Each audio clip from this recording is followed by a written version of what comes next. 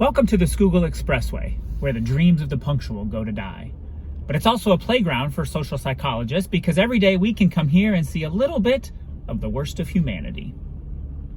This part of the Schuylkill is called the Merge.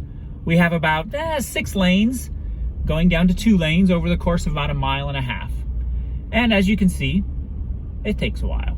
There's always a couple people who try to bypass the zipper. They either want to squeeze up on the person in front of them to try to get in before their turn, or they'll drive on the shoulder a little ways, try to get up past a bunch of cars. And of course, there's only one reason for this. It's because they're terrible people, or they're terrible drivers. So I guess there's 2 reasons, but they're related. Now, I have been occasionally in a situation where I was driving on the shoulder trying to get in. And but of course, it wasn't because I was a terrible driver. It was because I misread the signs and was in the wrong lane. It's because I wasn't used to that particular stretch of road and wasn't sure where I was. It's maybe because I thought I was about to miss my exit. Maybe I was just running late for a meeting.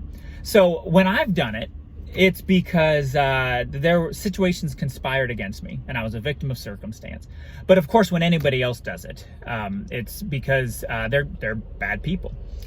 And this method of attributing behaviors to either the person or the situation, in social psychology, we call that the fundamental attribution error, because we are bad at it. When it comes to other people we see doing things we disapprove of, we will typically attribute that to something about the person, something internal to themselves, and we'll use that as an explanation for their behavior.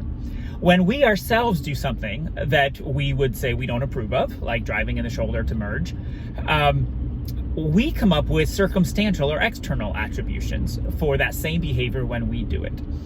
And like I said, this is called the fundamental attribution error. It's extremely consistent. It's not just, doesn't just happen on highways. It happens in everyday life. And for the purposes of our conversation, it happens in the meeting room. It happens when we're doing a debrief. It happens when we're interacting with coworkers or clients or other types of stakeholders.